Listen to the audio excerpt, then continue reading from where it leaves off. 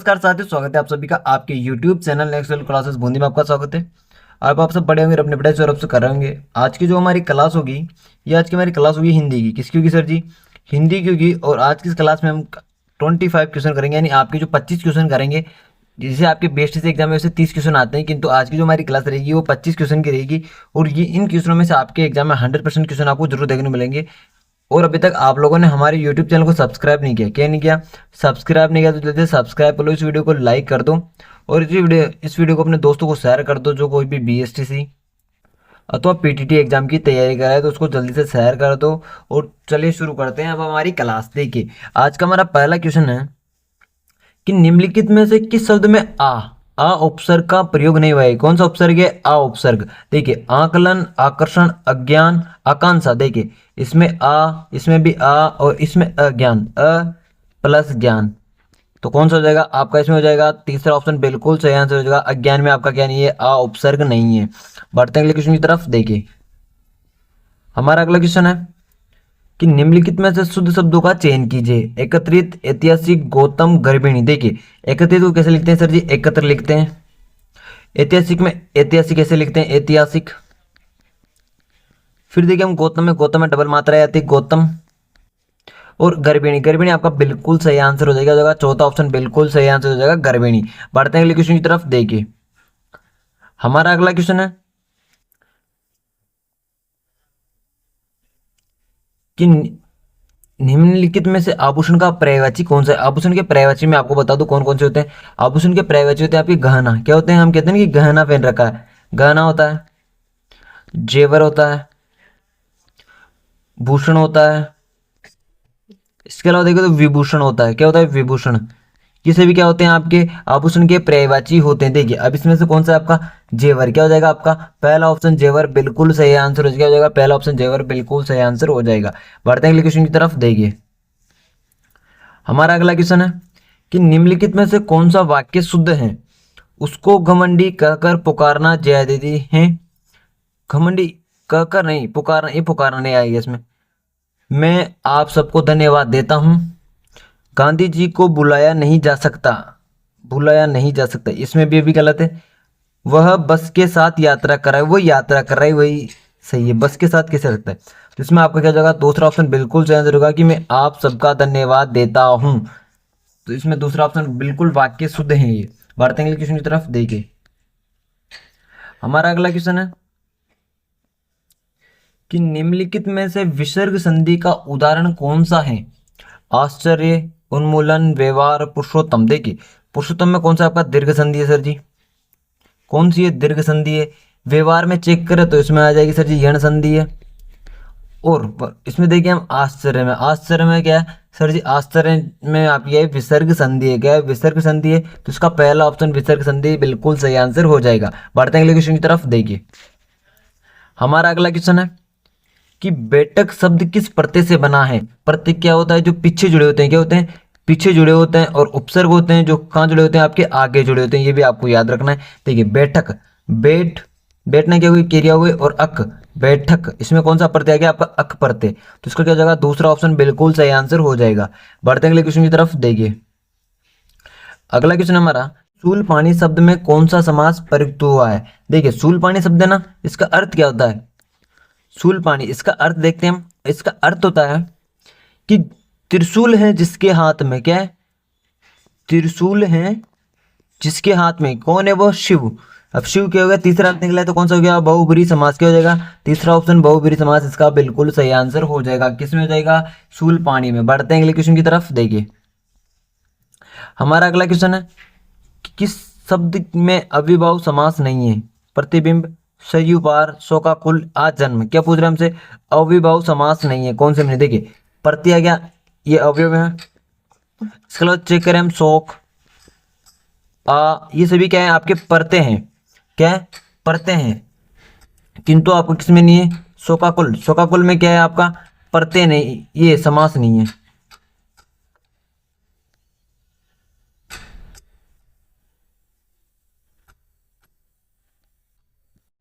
देखिए हमारा आठवां क्वेश्चन है कि शब्द में अव्ययभाव समास नहीं है। प्रतिबिंब, सरयू पार, शोकाकुल, आजन्म। देखिए शोकाकुल का अर्थ होता है शोक से आकुल। शोक से आकुल ये किस समास का है? तत्पुरुष समास का सर जी। तो इसमें क्या हो जाएगा आपका तीसरा ऑप्शन ही बिल्कुल सही आंसर हो जाएगा। तीसरा ऑप्शन बिल्कुल सही आंसर हो जाएगा। बढ़ते हैं अगले क्वेश्चन की तरफ। देखिए अगला क्वेश्चन है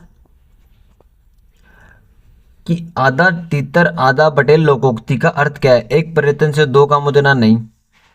अनमेल योग ये तो सही है। संगठन में शक्ति बड़ी बड़ी शक्ति है नहीं। सबसे अलग स्थिति नहीं। अनमेल योग। अनमेल योग क्या होता है? आधा तीतर आधा बटेल, यानी उनकी कोई मेल नहीं है, उनका योग नहीं खाता है। बढ़ते हैं क्वेश्चन की तरफ। देखिए अगला कि किस शब्द में आवट प्रत्यय नहीं है? प्रत्यय देखिए थकावट, लिखावट, सजावट, महावट। महावट में क्या है? महा धन वट। उसमें प्रत्यय कौन सा है आपका? वट प्रत्यय। और इसमें क्या कह रहा है? आवट प्रत्यय। आवट प्रत्यय इन तीनों में है, सिर्फ इसमें नहीं है। तो इसका चौथा ऑप्शन बिल्कुल सही आंसर हो जाएगा।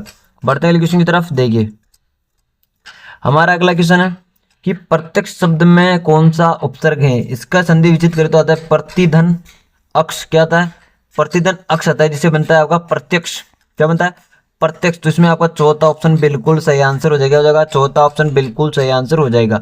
बढ़ते हैं क्वेश्चन की तरफ। देखिए हमारा अगला क्वेश्चन है कि मंद मंद में कौन सा समास प्रयुक्त होता है? तो इसका बिल्कुल सही आंसर हो जाएगा आपका अव्ययभाव समास। बच्चे कहेंगे सर अव्ययभाव कैसे?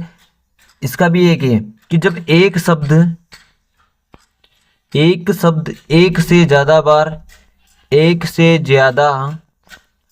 बार रिपीट हो, क्या वो रिपीट हो, तो कौन सा समास आ जाएगा आपका? अव्ययभाव समास आ जाएगा। जैसे आप दिनम दिनम प्रति, प्रतिदिन होता है ना, प्रतिदिन, तो दिन दिन प्रति प्रति हो जाता है तो प्रतिदिन हो जाता है। ये भी आपको याद रखना है। यानी दो डबल बार यातायात देख लीजिए आप, यातायात यातायात, ये भी उसी से संबंधित है। बढ़ते हैं क्वेश्चन की तरफ। देखिए अगला क्वेश्चन हमारा निम्न में से सुंदर का पर्यायवाची नहीं है। नहीं को याद रखना है आपको। रुचिर, विशिक, चारु, ललित। तो इसमें आपका बिल्कुल सही क्या आंसर? विशिक। क्या जगह? विशिक। रुचिर आपका सुंदर का पर्यायवाची है, चारु है, ललित है, किंतु विशिक आपका क्या नहीं है? सुंदर का पर्यायवाची नहीं है। बढ़ते हैं क्वेश्चन की तरफ। देखिए अगला क्वेश्चन है हमारा कि निम्न वाक्यों में से शुद्ध वाक्य कौन सा है? मैं आजकल घूमने जाता हूं। मीरा भक्त कवित्री क्या थी? मीरा भक्त कवित्री थी। मैंने आज खाना नहीं खाऊंगा, ये भी नहीं जमा। कलम सीमा ने रहीम को दी नहीं। इसमें ये आएगा आपका मैं आजकल घूमने जाता हूँ। शुद्ध वाक्य कौन सा है आपका?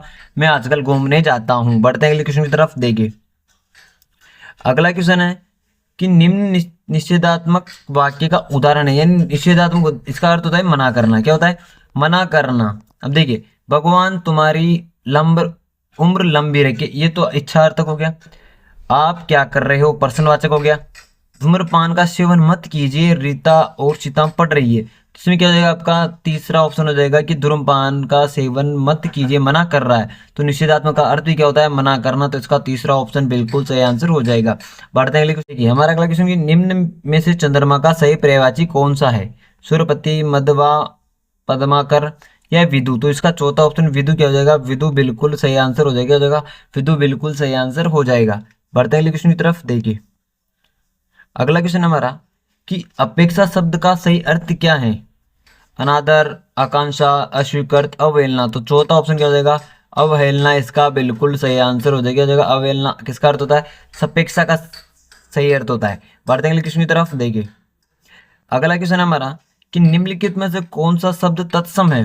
तत्सम में होता है जो संस्कृत का शब्द हो, और तद्भव होता है जिसका शब्द परिवर्तन कर दिया गया हो। क्या वो शब्द परिवर्तन कर दे? देखिए कोयल का कोयल होता है, गड्ढा, काम, कृष्ण का होता है कृष्णा। क्या होता है? कृष्णा। तो इसका क्या हो जाएगा? पहला ऑप्शन बिल्कुल सही आंसर हो जाएगा। बढ़ते हैं क्वेश्चन की तरफ। देखिए अगला क्वेश्चन है कि श्याम विद्यालय गया होगा वाक्य में कौन सा काल है? देखिए गया होगा, गया का गया यानी भूतकाल तो आ गया। इसमें भी भूत है, इसमें भूतकाल, इसमें सभी में भूतकाल है। किंतु जब भी होगा, होगी, होंगे, ये सभी आ जाए तो इसमें प्रयोग करेंगे हम संदिग्ध। किसका करेंगे? संदिग्ध भूतकाल का प्रयोग करेंगे। ये आपको याद रखना है कि गया होगा, आया होगा, सो गया होगा, इन चीजों में क्या करेंगे हम? संदिग्ध भूतकाल का प्रयोग करेंगे। तो तीसरा ऑप्शन इसका बिल्कुल हो जाएगा।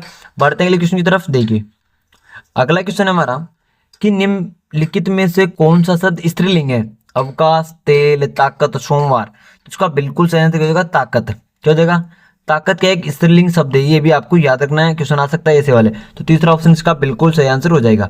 बढ़ते हैं आगे, देखिए अगला है कि क वर्ण उच्चारण की दृष्टि से क्या है?